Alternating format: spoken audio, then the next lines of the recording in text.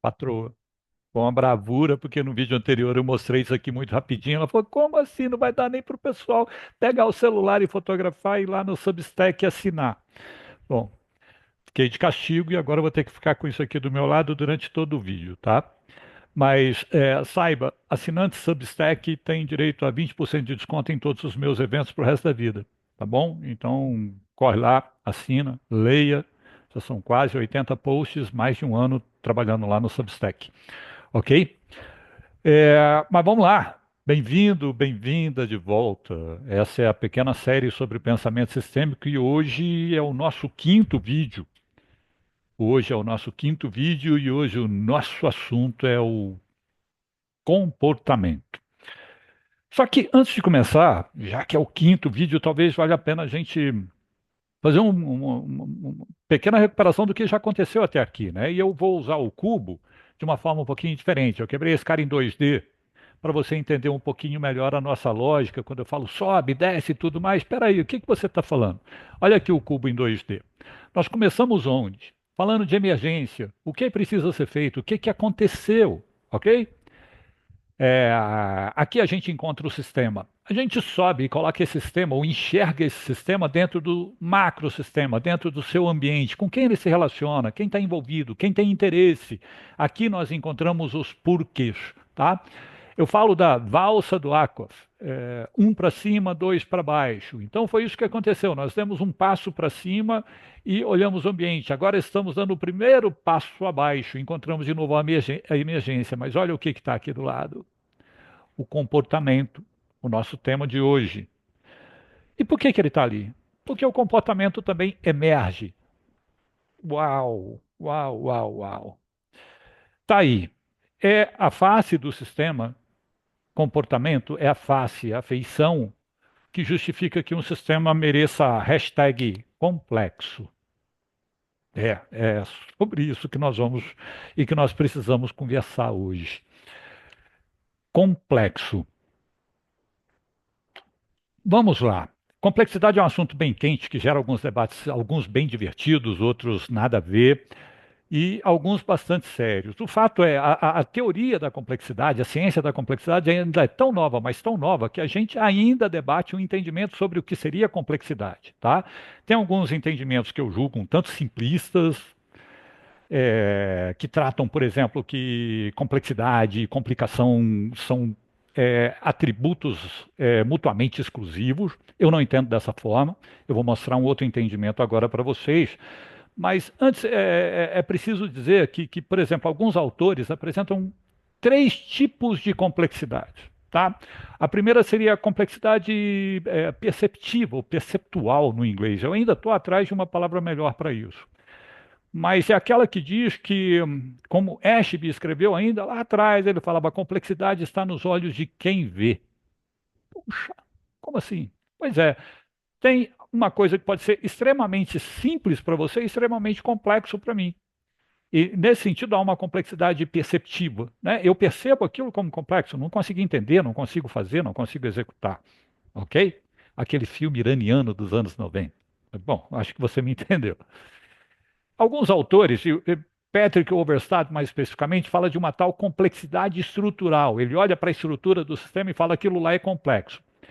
Eu, para fins didáticos, eu gosto de evitar o uso do termo complexo para estrutura. Se a estrutura é difícil de entender, talvez seja mais indicado que a gente a taxe como complicada. Complicada. E nesse sentido, uma estrutura só teria dois atributos possíveis. Ou ela é simples, ou seja, fácil de entender, ou ela é difícil de entender, complicada. E está ali a complicação. Aliás, é preciso dizer, a complicação é o nosso grande inimigo. Né? A gente complica empresas, a gente enche algumas instituições de regras de negócio, de procedimentos e tudo mais. É a complicação que nos trava pra caramba. Nós complicamos as coisas como uma consequência da complexidade, como se fosse uma resposta adequada para a complexidade, o que raramente é. Então, a complicação, a burocracia. Repara como que é joia esse entendimento. E a complicação está na estrutura, tá? E esse é o nosso grande inimigo, até porque não adianta brigar com a complexidade. Tá? Essa é uma briga perdida e a gente aprende desde cedo que, já que não dá para ganhar do inimigo, é melhor ser aliado dele. Então, a complexidade é a nossa grande aliada. E a complexidade brota do comportamento. Então, se a estrutura me dá dois atributos, ou simples ou complicado, o comportamento me dá três atributos. Um comportamento, e aí o que eu estou julgando aqui é a previsibilidade, o quão previsível é aquele sistema. Então nós temos num polo aqui o sistema totalmente previsível, aquele chato de galocha, a gente já sabe o que vai acontecer. Ou, no exemplo bem claro, um relógio. O relógio não tem surpresa, não guarda surpresa nenhuma, certo? No outro extremo, nós temos o caos absoluto, a total imprevisibilidade. Entre esses dois extremos, nós temos aquilo que justifica esse nosso papo. Nós temos o que a gente chama geralmente, genericamente, de sistemas complexos. Ok?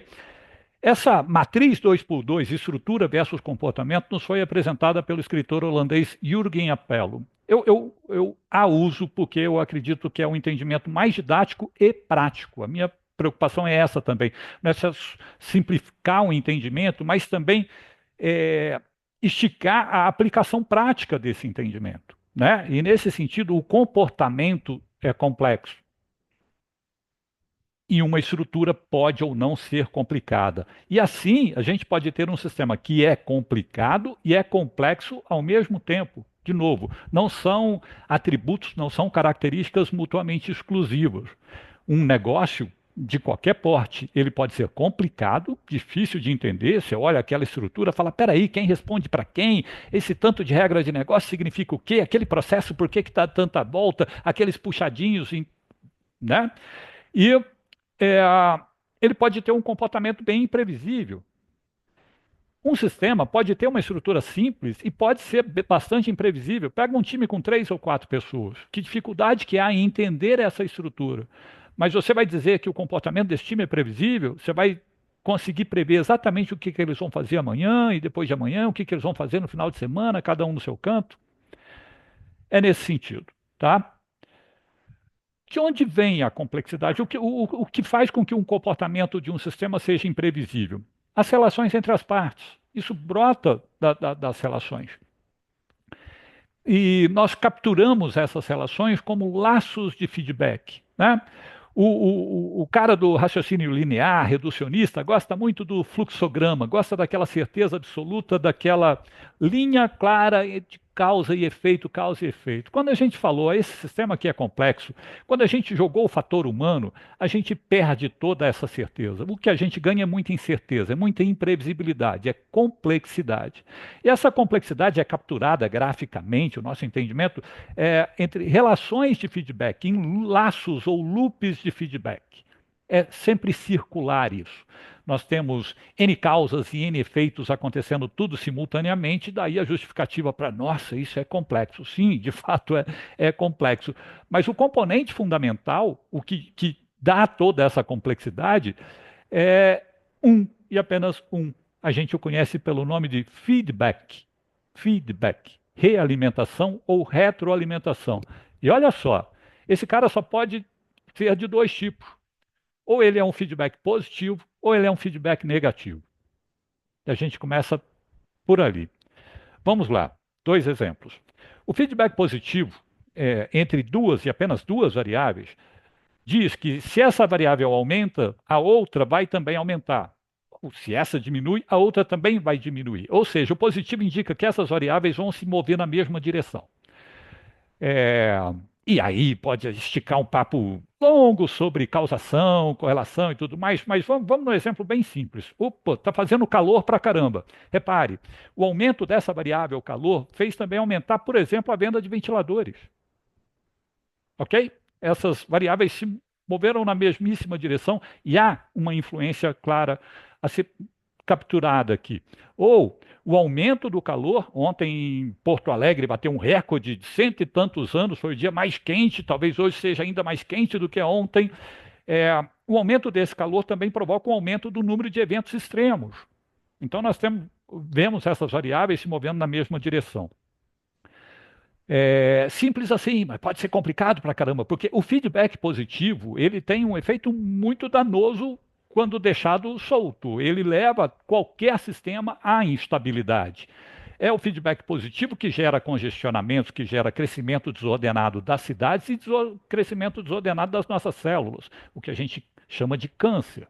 Tudo isso é produto do feedback positivo que saiu totalmente do controle. E o que controla? O que controla um sistema? O que traz um sistema para algum nível de balanceamento, de equilíbrio? Outro tipo de feedback, o negativo. O negativo tenta fazer com que aquele sistema volte suas variáveis para limites fisiológicos, limites que garantem saúde, estabilidade, viabilidade, tá? Então, voltando, por exemplo, do calor, no feedback positivo, o movimento de uma variável, a outra variável se move na direção oposta. Então, putz, aumentou o calor pra caramba. Estou sem o ventilador, eu estou sentindo esse calor. O que que o meu corpo faz? Ele vai começar a transpirar. Para quê? Para que o suor reduza a temperatura do meu corpo. Então, são duas variáveis se movendo em direções opostas. Não há sistema que possa prescindir do feedback negativo. Parece esquisito falar assim. Tem hora que, como eu vou saber o que eu sei até ouvir o que eu estou falando, sabe? Tem hora que isso é bem o pensamento sistêmico. A gente dá umas rodadas assim e fala, putz, será que eu falei muita besteira agora? Eu quero crer que não, mas a patroa, que é a minha principal fornecedora de feedback negativo, ela vai me dizer se isso ficou claro ou não. Mas eu espero a sua contribuição também, com comentários aqui embaixo. Tá joia? Pois bem, hoje foi esse papo, comportamento. O próximo será sobre estrutura. E que pena, a gente está chegando perto do final. Mas esse aqui eu falo, não perde não, porque eu vou puxar um pouquinho o nosso papo para a ciência da organização eficaz. Existe, e ela é bem joia. Até lá.